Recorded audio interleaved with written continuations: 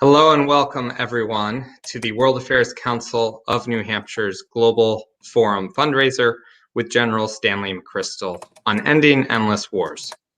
We're so excited that you have decided to join us here tonight or to watch the recording of this very important discussion. As a brief reminder, the World Affairs Council of New Hampshire is a nonprofit, nonpartisan organization and therefore does not take any policy stances or positions. We hope that you take the information you learn here tonight and formulate your own opinions about the topic. Also, as a nonprofit membership organization, we rely on the generous support of our members, donors, and sponsors. I want to take a moment to thank our mission partner, Southern New Hampshire University, our title sponsors, McLean Middleton and CCA Global, as well as all of our wonderful patron sponsors who helped make this event possible. I am going to first turn it over to Howard Brodsky, co-founder of CCA Global, for a few welcome remarks. Joan and I could not be more proud than to be sponsors of the Spring Global Forum. And certainly the timing could not have been better than to have our speaker, General McChrystal, talk about the crisis and what's going on in the Mideast. As an expert in that, it will be so informative that we look forward to hearing that.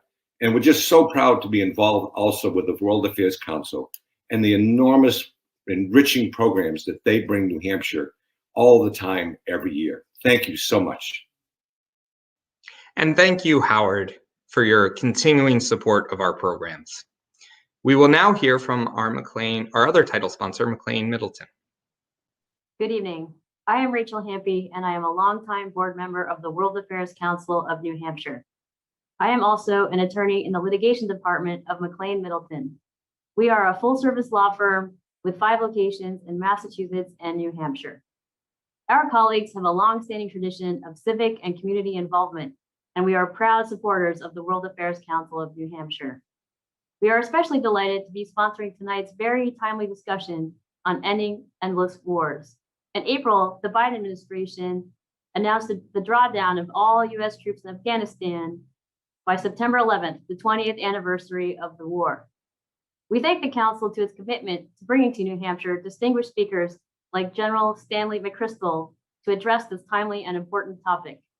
And we thank General McChrystal for his service and for sharing his insights with us this evening. Thank you, and with that, I turn it back to you, Tim. Thanks, Rachel. It's through the strong support of community organizations and members like you that help make this event possible and the continuation of World Affairs Council programs. We are eternally grateful for that support. Before we move into our discussion with General McChrystal, I'd like to make a reminder about how we can take your questions tonight. You can send us your questions by using the Messenger app in the bottom right-hand corner of our website, or you can send us your questions via social media or the council email. All right, without further ado, I would like to introduce General Stanley McChrystal.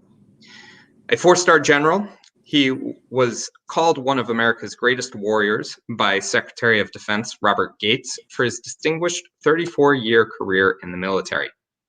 For 5 years, he ran the Joint Special Operations Command, fighting terrorism around the globe, including the capture of Saddam Hussein and Abu Musab al-Zarqawi. In 2009, he took over command of all forces in Afghanistan, working to integrate intelligence and warfighting capabilities in the country. Since his retirement from the military, he has started the McChrystal Group and teaches leadership at Yale University's Jackson Institute for Global Affairs.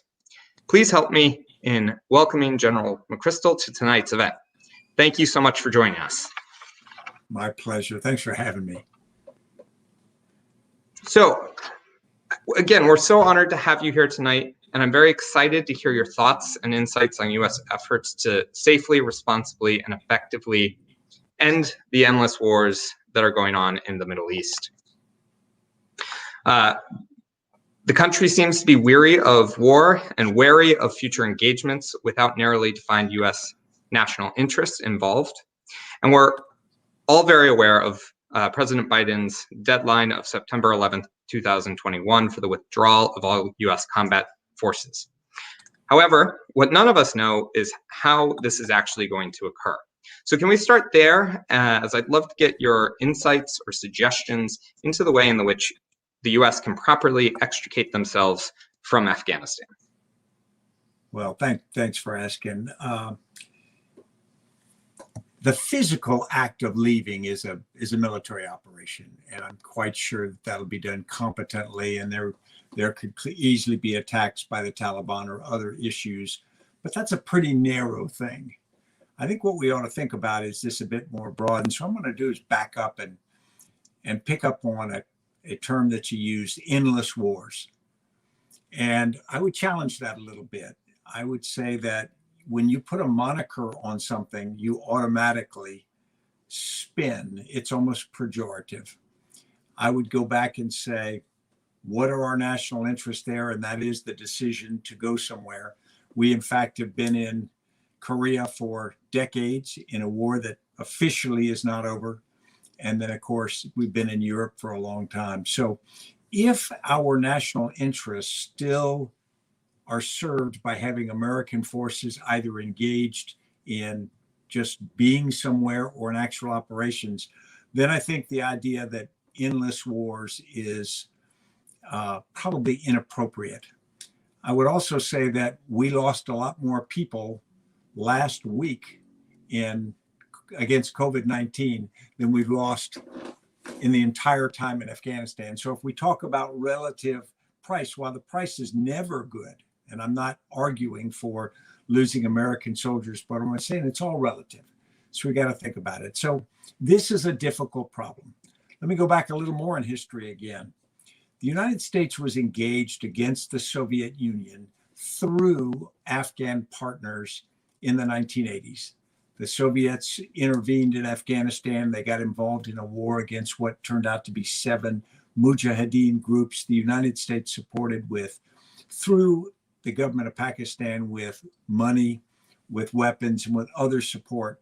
And over the course of almost a decade, the Afghans lost more than 1 million people in what became a bitter fight against our Cold War adversaries.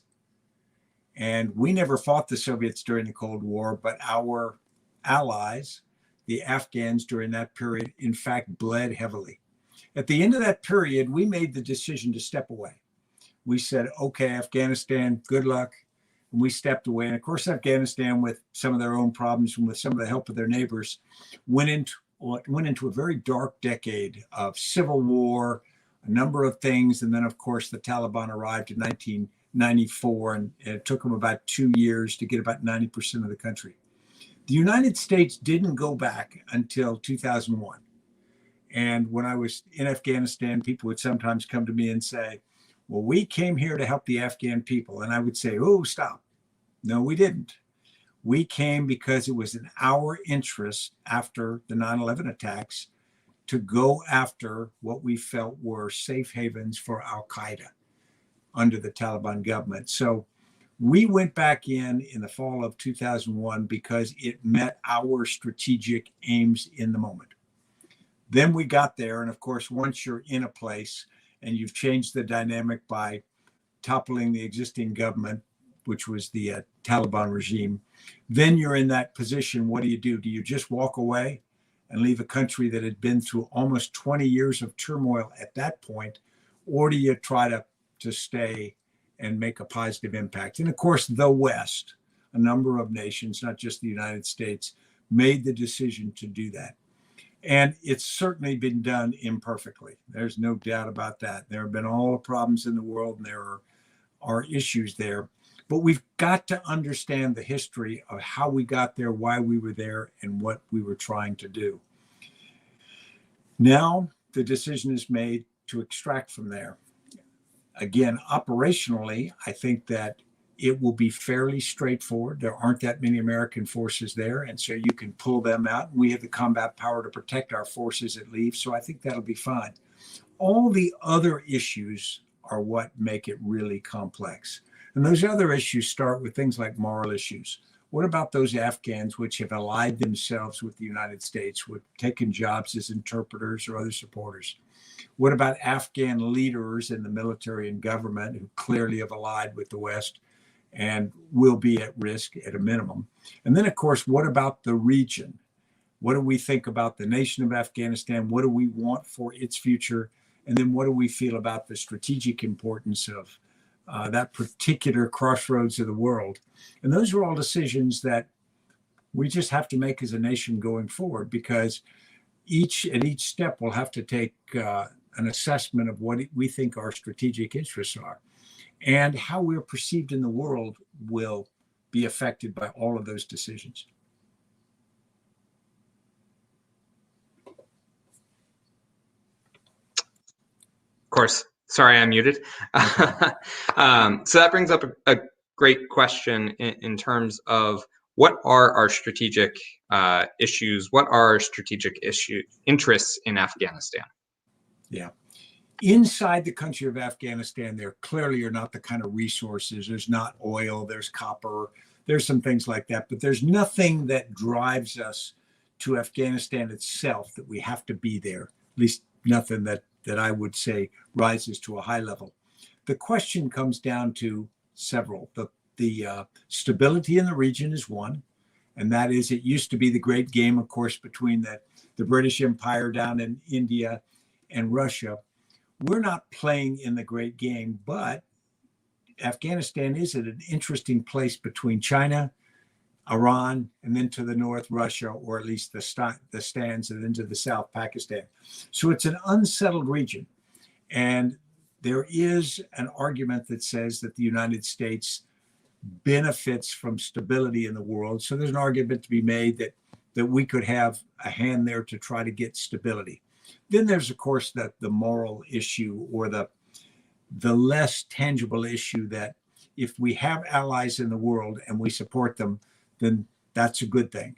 And so our ability to go in and be a reliable partner for a nation is important for that nation's population, but it also sends a signal to every other nation to whom we propose a similar relationship.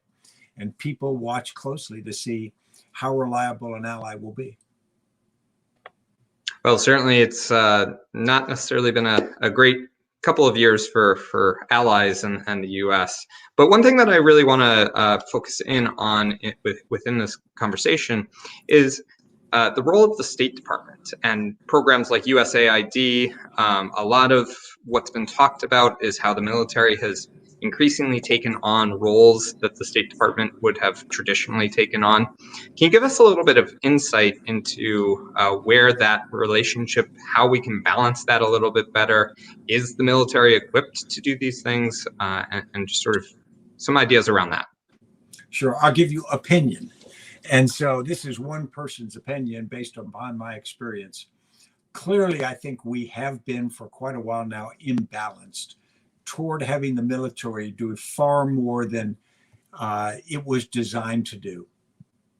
And that's come for several reasons. One is the military is organized, it's big, it's got a lot of logistics capability. It's easy to send military forces. You issue an order and the military force goes there. And so you start to execute. Because the State Department, in my view, has been under-resourced, they have not had the capacity to do a lot of the things that the military could do. When you get into a place, Afghanistan, Iraq, any number of places, you start to default to he can put enough people against the problem and whatnot, which only exacerbates it. It makes it more. The military is not, in my experience, was not looking for more work, but they were trying to get a mission accomplished. And so in a vacuum, they would execute. In many cases, what that does is it continues the imbalance. And as the imbalance goes further, then you start to have a real a challenge in the way we execute foreign policy. I personally think that we need to have, in the past, but certainly now, relook at the resources that we are going to put against all things diplomatic, soft power, so that we have the ability to actually have that a credible partner. Because you don't want to do a lot of things with the military. the military can do a lot of things that actually equate to soft power, but in my view, it's not the best tool to do it with. You're much better to resource USAID and other capacities. Okay. I was recently watching an event you did with Fiscal Note, where you mentioned that the U.S. should not allow itself to be sucked back into conflict if the Taliban start attacking on the way out. I know you mentioned a little bit earlier that that is, not the biggest problem, but how do we convince the public that we need to just get our forces out and ignore what is going on with any sort of increase in attacks? Yeah, to be sure, let me be very straightforward. I support President Biden's decision. It is not the decision I would have recommended. I would have recommended that a limited American footprint be there to maintain a partnership, and so that we could help give an opportunity for the existing government of Afghanistan. But clearly negotiations with the Taliban are necessary. But the decision is made now. The reason I say we should not, in a knee-jerk response, go back is because if we are attacked on the way out and we decide to go back in and fight again just in anger or in response, then I think we will not have taken stock of our strategic interests. We will have gone in for an emotional reason. And there's a lot of wars that have started in history for emotion. But in this particular case, I'd say we are better off not to fall prey. If we don't really believe that we have long-term strategic interests and objectives in Afghanistan, then it doesn't make sense to reintroduce forces there. So I wanted to bring in a audience question here because it ties into this idea. What is your thoughts on Biden making the decision to pull out from Afghanistan, which you just addressed? But really, the crux of this issue is, what do you see as the future for the country? Yeah. The first thing I'd say about my opinion on staying connected there is also based on the fact that in my time there, I became emotionally attached to the place. And so I'm not an unbiased observer in this, but I still believe that we do have interests in reliability to partners and whatnot. Now, where's the future go? I can't with confidence tell you what's going to happen. I believe that it is a question of confidence. And that confidence will be on the part of the Afghan people. If they believe that the government under President Ghani and with the existing structures can survive, then that confidence, I believe they have the physical capability to do it. They have a military to do it. They have existing structures. But as you know, once a country or a population feels like there's impending disaster, then of course that becomes self-reinforcing. And so I think it's possible that they will survive and they will move forward well. I also think it's possible that you could have a collapse. You could have a loss of confidence. And to be honest, I can't with confidence tell you what's going to happen. What I can tell you, it won't be like everybody thinks it will be going forward, because I think Afghanistan is fundamentally different than it was in 2001. We've now had a full generation of young people with more education opportunity, particularly females. So the country has moved on a long way in 20 years, psychologically and socially. People of my generation, although many of them still have existing power, they're not the future of Afghanistan. They're not going to determine it. And so I think that we shouldn't expect that we're going to see a replay of the 1990s. We're going to see something different. And I don't think the Taliban is particularly popular. They do have a significant traction in certain areas, but I don't think they're a popular movement in the sense that we can sometimes view from afar. They're more a reaction to many cases, which is poor governance. All right, I want to bring on one of our members, Arielis Lariano Trejo, who has a question for you. Thank you for being here, Jenna McChrystal. My question for you is, what are the areas of growth and improvement in the United States counterterrorism strategy sphere? And how will technological advancements play a role in determining the effectiveness of these strategies in relation to prospective adversaries? Thank you. Sure. It's a great question. I'm going to take it at several levels. The first thing I'd say is counterterrorism. We confuse it with kicking doors open with commandos and capturing or killing hated terrorists. And that is a component of counterterrorism. It's a necessary action, but very similar to policing in a city. By the time you're doing that, you've got a real problem that you should have tried to address before that. So effective counterterrorism starts with effective governance, trying to reduce the motivations for people who want to perform terrorism. The second part is trying to give opportunities to populations to establish host nation capacities so that they can protect their own sovereignty, that they can do these things internally. Those aren't the sexy part of it. They don't make movies about them. You know, Arnold Schwarzenegger and those guys aren't going to play that role. But that's where counterterrorism is really fought and won. Another place where it is fought and won is in the information world now. I probably couldn't have predicted this 20 years ago. We knew information was important, but we see it inside our own country now.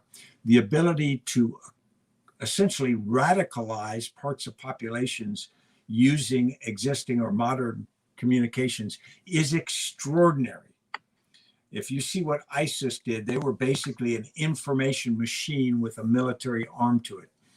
And so what we see is an information battle that is going to determine essentially how much terrorist activity you have, whether it's domestic terror or it's external. We have got to compete in that battle. And we've got to compete in that battle effectively for the minds of people, from very young people up. And we haven't yet learned how to do that. We want to go back to earlier eras with propaganda and whatnot, but it's far more complex than that now. Finally, that when you start to get closer to what we think about as counterterrorism, there is an interesting tension going on, and it's really technology driven. And that is, terrorists have the ability to do far more in small groups than they ever could before. Things like precision strike weapons used to only belong to a few nation states. Now, anyone can produce a precision strike weapon with a commercially available small drone, a small explosive device, global positioning system, and whatnot. So the ability to leverage technology, the democratization of technology, makes potential terrorists, we didn't even talk about cyber, able to do far more than ever before. And so now you've got credible threats from entities that didn't measure up to that level before. On the other hand, we also have the march of technology for government surveillance, government response, and all these things. Now, that's going to give us the ability to produce more security, gather more intelligence, leverage artificial intelligence to see trends and do things. And it will necessarily be a seesaw battle between terrorist and counterterrorism. One of the challenges, of course, is that civil rights, civil liberties are really at threat. The more you create the ability to lock down terrorists, the more you create the ability to lock down populations. And we're all in populations that are slowly but surely being tightened around, not always with evil intent, often with good intent, but that is the reality. And so I think we're going to see a tension there as the push to increase our ability to do counterterrorism effectively pulls us in that direction, some of which we probably will resent. Yeah, I mean, you see Amazon today reaffirming their commitment that police will not be able to use their facial recognition software for policing. Of course, we all saw the devastating attacks on the Saudi oil production facility with the drones from the Houthi rebels / Iran. So there's obviously a lot to unpack, and that doesn't even begin to touch on the cyber attacks that have been happening, and we've all seen the devastating effects that those can have as well. So I want to bring in another audience question here. Jack Callahan asked, how much progress do you think American forces have made in addressing the complex threats like those inherent in the endless wars in the Middle East, since you describe them in your book, Team of Teams? Yeah, it's been uneven. What I described in Team of Teams was really at the tactical and operational level. What we did was we took a model that was based upon a previous generation's habit of operating, and we made it a machine. We became an intelligence-driven network that was able to process information, move things fast, execute very, very rapidly. And it was quite an accomplishment of which I'm proud. But it's only part of the solution. It's a very tactical part of the solution. We got very good at that. The other part that I was talking about earlier, which is engagements with host nations, with allies, engagement in the information struggle, the battle of ideas, that the war of narratives, whatever you want to call it. And then our ability to create secure relationships and secure areas with host nation government where they have control. That's been less effective. Now that's hard. Don't get me wrong. We've had good people working hard at it, but that is very difficult work that takes more than just a military focus. It takes an all of government, in fact, in many cases beyond just government, to do. And I don't think we've yet applied ourselves to the task as much as I think we're going to need to. Well, thank you for that. I think this is a good time to bring Amanda Jolly on screen. She has a question about your more recent work. Thank you so much for being here and for your address, General McChrystal. My question is about your recent work, Risk. In it, you outline what leaders can do to mitigate the unknown and to plan for risk. I was wondering if you could share, if in your estimation, what the single riskiest or most unpredictable element is in this U.S. withdrawal from Afghanistan, and if there's anything that we can do through U.S. leadership to plan for and mitigate that risk. Sure. First, and thanks for the mention of risk. I've been working on it for quite a while here, and I've learned a lot in the process. And to sort of summarize, if you think about risk, we traditionally think about it as the intersection between the probability of something happening and the consequences if it does. And the higher both, the bigger the risk. I would say we also need to think about it almost as an equation between threats and vulnerabilities. And you could say threat times vulnerability equals the amount of risk.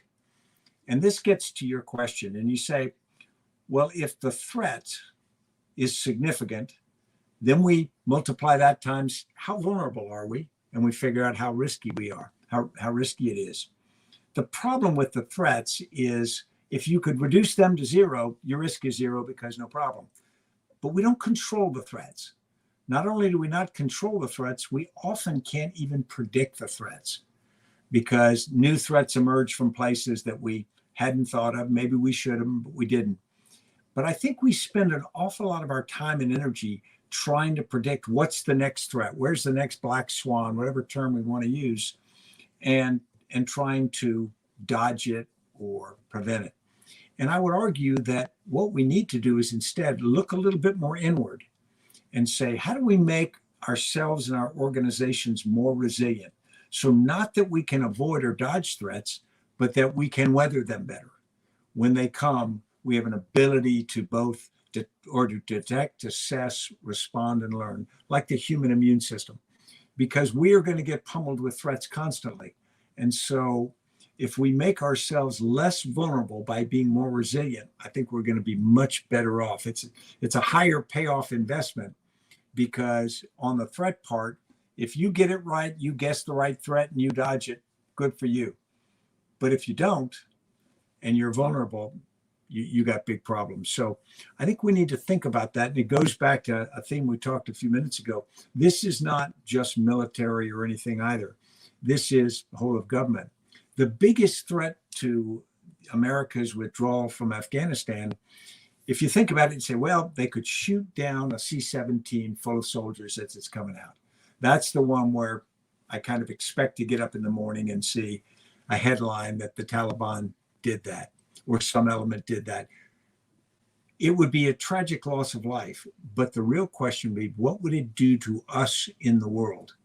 How would we respond? Would we go back emotionally? Would we fight? Would we appear feckless to the world? Would we appear less capable in the world? All of those things have impacts that, in addition to the tragedy of loss of life, have a huge cost for a nation. Because if you are viewed as weak or unable to make good decisions or any decisions, you become more vulnerable. And so I think that those are the kinds of symbolic things that actually worry me more than the operational side. So I want to continue down this line of thinking around leadership. You teach on leadership. Your consulting group really helps out a lot of companies and organizations with leadership.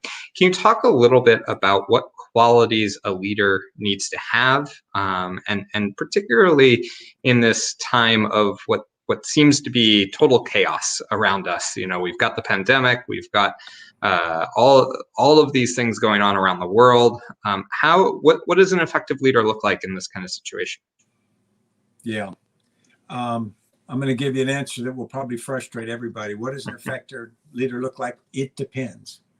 It depends on the context of the moment. If you think about it, go back and look at effective leaders in government or in business and whatnot. And in one account, you'll see a person who's on top of every fact in the organization. They literally have got it at their fingertips. They can manipulate things with extraordinary decisiveness. We put them on a pedestal and we say, great.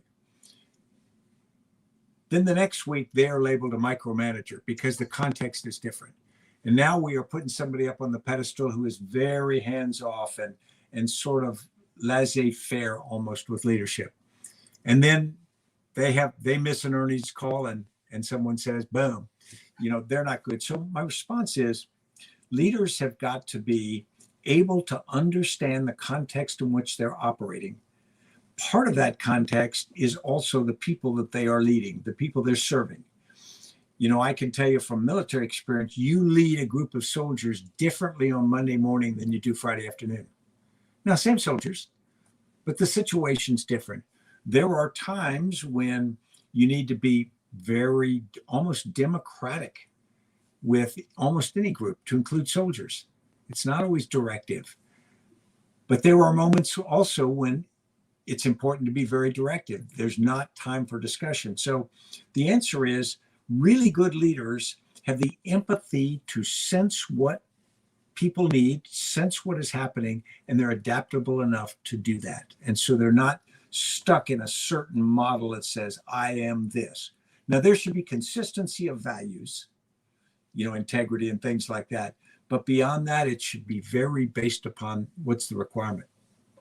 Yeah, I think that is not a frustrating answer, because I think that really does give some great insight into the adaptability that is needed, particularly in a world where things move so quickly. Things are changing constantly, and I think the speed of change is only going to continue to grow exponentially as the years go on. So going down our audience questions here, Michael M has a good question for you. If you were designing the DoD budget today, what portion would you spend on the Middle East and terrorism versus other threats facing the U.S.? And to add to that, can you explain what some of those threats you would prioritize these days? Yeah, that's a great one. If I was managing the DoD budget now, I would go find a bridge and jump off it. It's extraordinarily hard. And I would start with this. It is likely that whatever conflict we prepare for, it will be the wrong one. And I go back and say this because we are likely to be facing rational enemies. If you think back to 1990, Saddam Hussein invaded Kuwait, made a strategic miscalculation, but then he gave us 9 months to put a major force over there, technologically enabled, and he put his army on the equivalent of a golf tee. And he let this extraordinary force line up, take its time, and then whack it. Nobody else is going to do that again. And they won't do it because they will look and see what we're good at, what we're prepared for, and they will do something different. It's only rational behavior. So I think what happens is if we make a big single bet on the type of capability that we have, we're likely to be wrong, which means it gets that maddening answer. So what do we have to do?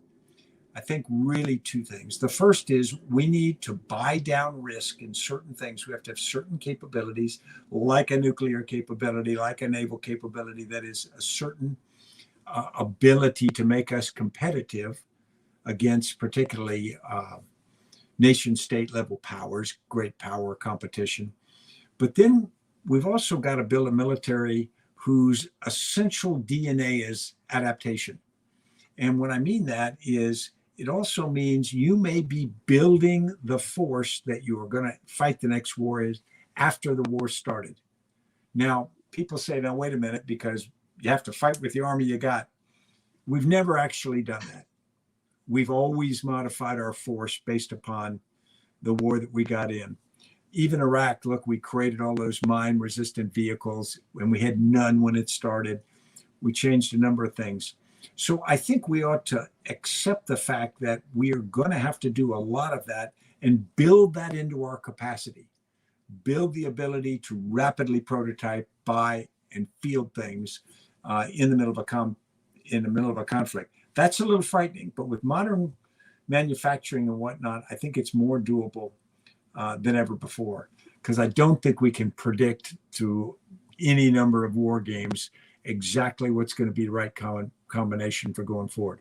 There's about to be a big budget battle. I think all of you see that.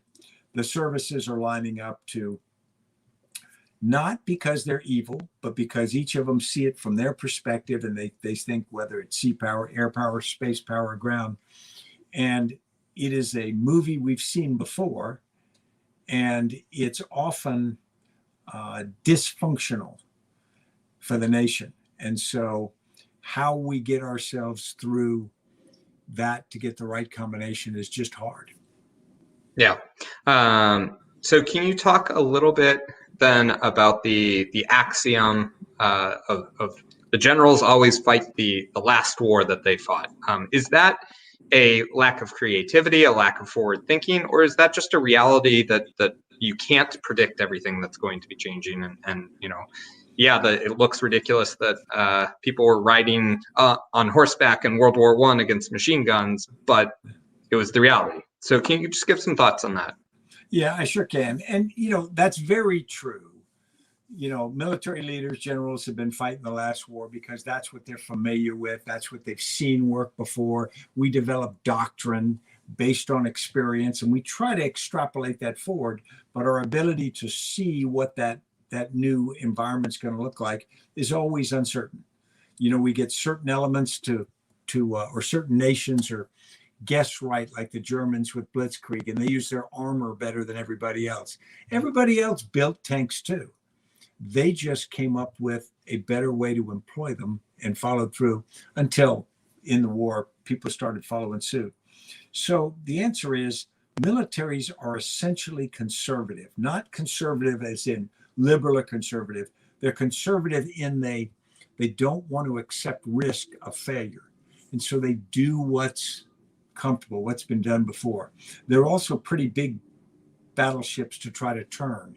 And so when you try to change the way a military is, it takes quite a while, almost a generation really, or a major event like a major war to get that kind of change. So it's a huge danger. The problem is I've never seen anybody being able to predict the next war with enough accuracy that people can look at it and say, yep, she nailed it. That's exactly what we're going to build to. So this gets back to my idea of adaptability. Yeah, great. Michael has a follow-up to his question about funding for the DoD. Does the Congress allow this flexibility? And I would bring up the point about technology that is perhaps outdated. I know the A-10 Warthog is constantly brought up in this discussion, and the great idea for the defense industry to spread out across as many congressional districts as possible. Yeah, we have created a system that does not serve our nation well. And as you described there, we have major weapons programs that are literally farmed out to as many districts across the nation as possible, so that if you try to cut that program, so many different districts are impacted that you have a political groundswell to save it. And that is dysfunctional. The other thing we have is a contracting system that is far too slow, far too bureaucratic. In many cases, it's designed to be absolutely fair, to protect all the different bidders for something. But as we saw things like the tankers, the Air Force air refuel tankers, it was sort of a tragic comedy as that played out. But that got the headlines. But there have been a number of other things that have just proven to be extraordinarily slow as we try to develop something that shouldn't take that long. I am a believer that we ought to literally take our procurement apparatus and start over, wipe it clean. It is not appropriate for the 21st century. It's not fast enough. We are not developing the technology like we used to. 50 years ago, the military developed much of the technology, but then found its way into the civilian world. The opposite is true now. The military gets its technology from the civilian world and then figures out how to make it appropriate for them. So I think we need to step back and literally start over in the procurement process so that we can be much, much faster and focused. There would be some mistakes made. There is no doubt about it. You'll buy some wrong stuff. You will have some corruption. You'll have some bad, But I would argue that the cumulative downside is much less by doing that than if you take it than if you stick with the current system. Sure. So this is a great follow-on question here from Dale. He wants to know, is there any way to remove a lot of the financial glut and perhaps redirect those funds to the national budget for other programs? Yeah, well, we spend an awful lot of money on defense. There's no doubt about it. And I don't think the size of our budget's a litmus test for people's patriotism and what they think. I think that the first thing we should do is, what I do have to say this, you have to understand that unlike other nations, because we're always compared to, we spend as much as the next 17 combined, we also try to fight across the spectrum and around the world, which essentially no other nation attempts to do. Most other nations have a fairly regional focus or niche. We try to be all things to all people. And so as a consequence, because our national interests dictated that, we have two of everything, at least two of everything. So that's expensive. The other thing to understand is we made the decision to go to a volunteer force in the 1970s, and that's extraordinarily expensive. I think we spend more than 60% of our budget on personnel. And you say, well, we got to hire good people. That's true. But a lot of it's on health care for families, and that's important. But the reality is people are expensive and professional people are very expensive. Not like in the days of draftees where you're paying a small amount and keeping them a short amount of time. So the answer is, how much fat's in the budget? There is, but it's probably different than many people realize it is, where that fat really is and what needs to be cut. What we started earlier is the reality is, if you want to cut the budget, you have to reduce some capabilities. You have to make some decisions to do away with some things that you do or things that you can do now and accept some risk there. And it's hard to get our political system to do that. And of course, that because we've had this interweaving of the military budgeteers and people who work the system to get money, and then the Congress who works the system to support their interests, and then the businesses. The reality of the military industrial complex, while not evil, the outcome is evil. It's not the best function for the nation. Yeah. Gil Barndollar has taken us in a little bit of a different direction, but since 9/11, the U.S. has done a poor job of training partner forces. He has a couple of examples there, perhaps mirroring the same in Vietnam.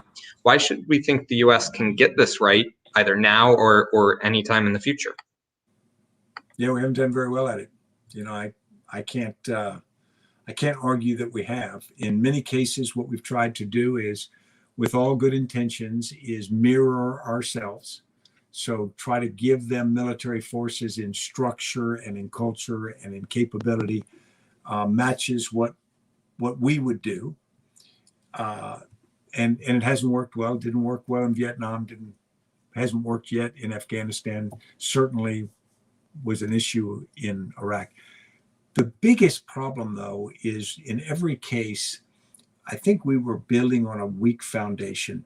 You go back to Vietnam or you go back to Iraq or Afghanistan, the governance, in many cases, the sectarian forces that pulled the army of Iraq into pieces in 2014, that was a political manifestation of sectarian tensions and competition.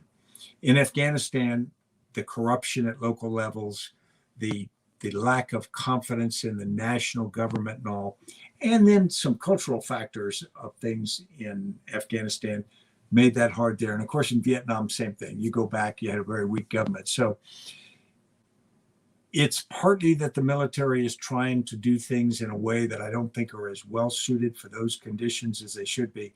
And it's partly if you build upon a weak foundation, you're likely to get a bad outcome. And the only answer to that is, can you build a stronger foundation? And of course, everyone hates the term nation building. People want to go, I never want to touch it because it's hard. Or do you just pick your allies differently and say, well, I'm not going to support that side because they're not going to be as good as soldiers. I'm going to support the other side. And that is a difficult political decision to make as well. Yeah, and I think you sort of see this fear of nation building, this desire to not be doing that. And I would agree in the way that it's been done, it has not been effective. But as we talked a little bit earlier, the military continues to be asked to do things that they are not set up and prepared to do. So, hopefully as we transition out of a combat mode, we can increase some of our other connections to the country to help build up civil society and government and other things like that. We here in New Hampshire run the International Visitor Program and have had many partners from Afghanistan come and visit and share best practices. And it's always been so wonderful to meet them and hear their stories. So hopefully, we can sort of re-envision what nation building really looks like and hopefully move in a direction that gets it right. I would follow on that. People Sure. tell me that we've never done nation building correctly, or we've never performed counterinsurgency successfully. And I would argue that's wrong. If you go back to World War II, we did counterinsurgency. We just did it after the war. We saved Western Europe through a number of things which look an awful lot like counterinsurgency and nation building. Same in Japan and other places in the world. So we've got the ability to do a lot of things right. We're not the gang that can't shoot straight, but we don't always shoot straight. Sometimes we don't get it right. Yeah, and as people always say, it's easier to focus on the mistakes than the things you get right. So I love all the questions that are coming in. We still have about 10 minutes to go before our hour, so please do continue to send your questions in for us. Our latest one is looking at NATO, and does it still have a place in the international order since the collapse of the Soviet Union? I think it does. First, Russia is attempting to be resurgent. They've got a lot of internal issues, but the reality is they are a threat. They're a threat to the Baltic states, they're a threat to Ukraine, they're a threat to other places. So yeah, we've still got a potential enemy there in Europe. So NATO's original reason still has a measure of validity. More importantly, I'm a great believer in international organizations. I'm a believer in mutual defense pacts. I'm a believer in things like NATO, and nothing embodies the idea that you're going to do things together, which means everybody's got to give up a little bit. You give up a little bit of your sovereignty. You've got to do things as part of a group. It's like being in a family almost. You don't get to decide where you go to dinner every night. You got to do compromising. I think that's very important. I would tell people that my experience with NATO in Afghanistan, it was my first NATO assignment, and we had a 46 nation coalition. Obviously, many of them weren't NATO nations, but they all took the idea of being in that alliance very, very seriously. And most of them came to Afghanistan not because they had interest in Afghanistan, but they felt like their relationship to the United States was important enough that they would make that commitment. Suddenly you see the value of being a good partner in organizations, because when you need them, they are there. And so I think we ought to be looking at NATO through that lens. And it may do things a little differently than it's done in the past, but we ought to be doing everything we can to modernize and strengthen it. Yeah, we heard from Ambassador Nicholas Burns a few years ago about the day after the September 11th attacks. He heard from all NATO allies saying, if you want to invoke Article 5, invoke Article 5, and we're with you. It was a very strong showing of support for that alliance, which was certainly great. But in terms of NATO, there have been efforts to expand it throughout Europe into different countries. Russia is pushing back against that. A lot of talk about how that was one of the big factors in their invasion of Ukraine and the annexation of Crimea. Is NATO expansion a good idea? Is it something that we should continue to pursue, or should we step back from that a little bit? Yeah. Personal opinion only. I do think it's a good idea, but it is true that, we can get in front of our headlights sometimes. When Russia emerged in the ashes from the fallen Soviet Union, there was a real sense that the world had put their finger in their eye, that they weren't getting any respect anymore. Suddenly, I know, and actually heard a guy said, Russia's a third world nation, and I'm going to tell them. And it was a senior person. And when you get that, you get a response like Vladimir Putin. You get that idea that we have been wronged, and this sense of rebuild pride. And every nation wants to rebuild pride. So I think the expansion of NATO needs to be done very, very carefully. It shouldn't be done in the near term like we're going to move the chess piece here and let's get in your face.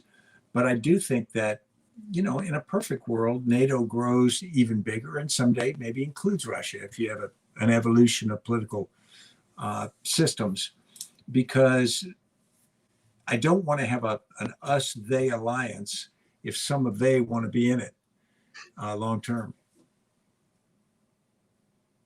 Yeah, so that brings up another question for me in the sense of rising authoritarianism throughout Europe, particularly with Turkey being a NATO ally. Lots of friction between NATO allies, Turkey and France right now.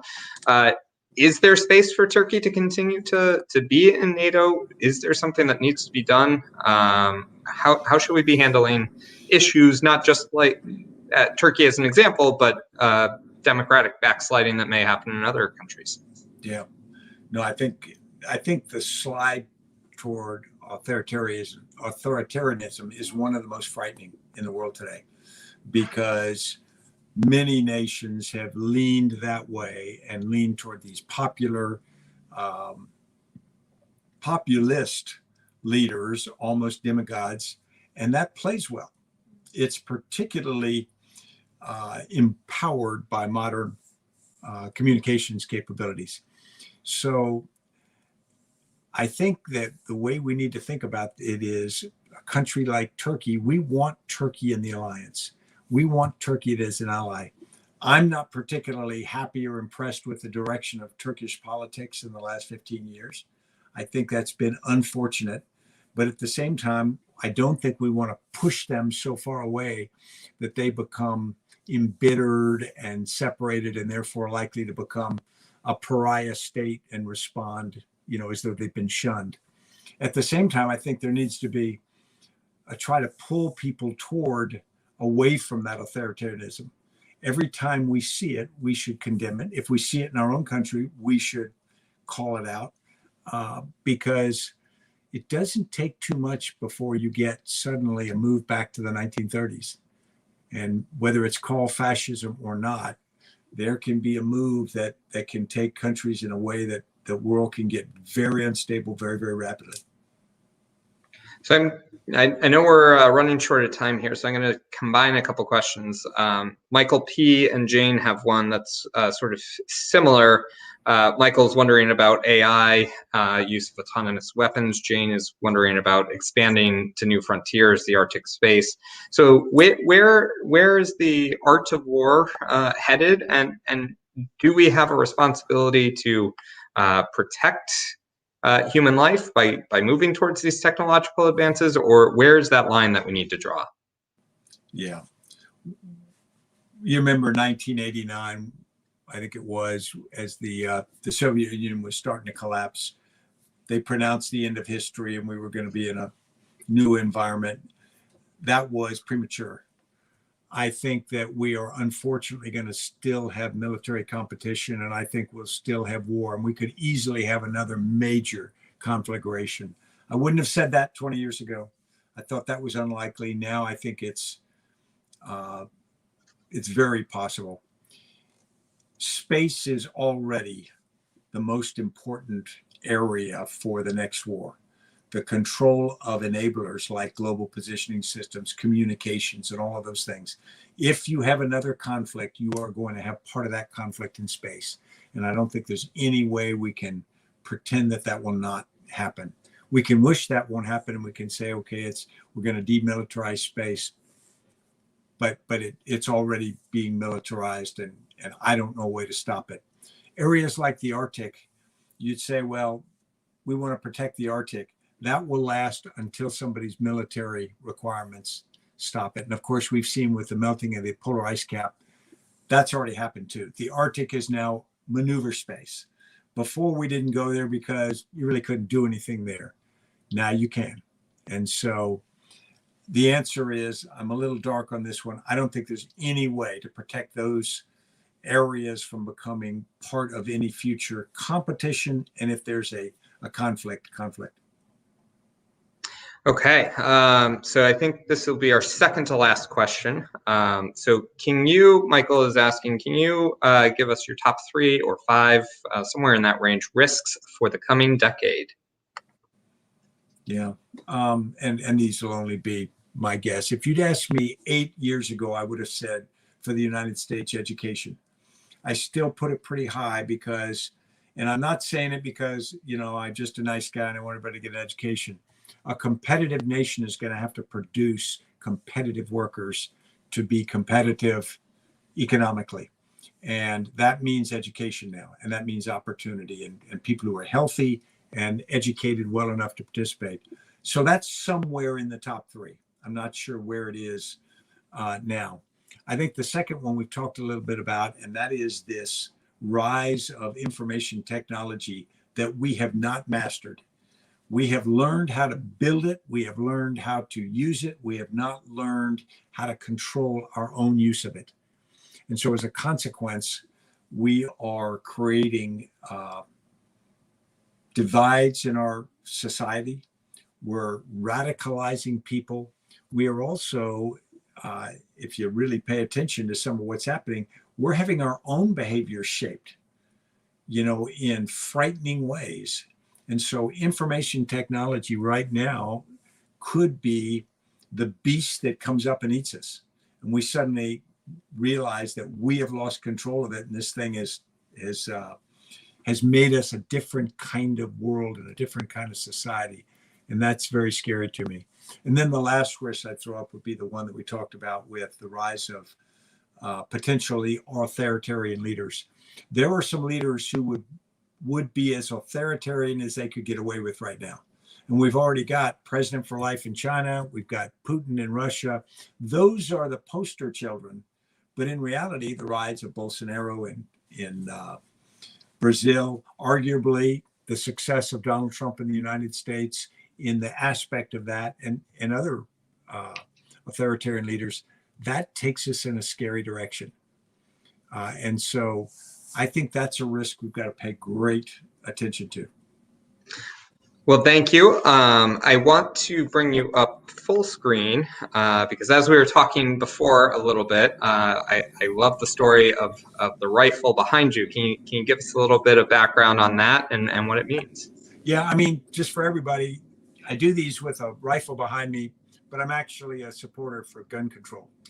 And so I don't know if that one shoots. That's a antique British musket that was captured from the British by the Afghans. And it was presented to me by an Afghan leader, actually a group of them. And I keep it there because I very much cared about the people who gave it to me, but also it's sort of a warning against hubris. As you know, the British had two very painful experiences in Afghanistan, several, but two that jump at 1842 and 1879.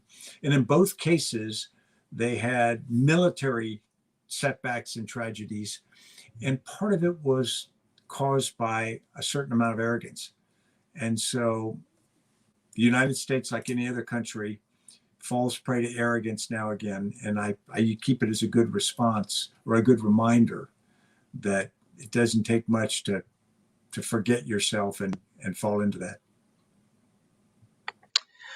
Well, thank you for that. I think that's a wonderful way to end this discussion. I want to thank you for taking the time to join us here tonight and to give us your insights. We hope that that you have enjoyed this discussion as much as certainly I have, and I think by the number of questions that we had come in tonight, certainly our audience has as well. So thank you very much, and we really appreciate your support. It was my honor. Thank you so much. Great. So I want to just take a moment before we end here tonight to thank all of our sponsors, Southern New Hampshire University, CCA Global, and McLean Middleton. I'd also like to thank all of you for joining with us for this important discussion, sending in so many great and wonderful questions. We really appreciate it. And we hope to see you on June 3rd for our final Global Tipping Points event with Valerie Santos of the U.S. Department of State, a Foreign Service Officer, who will be coming to talk about the U.S.-China strategic economic competition. So really looking at some of that soft power, how these two large economies use their economic heft in order to sort of bend the world to their interests. So thank you again. We really appreciate everything you do to make the world a more global place. Have a wonderful evening.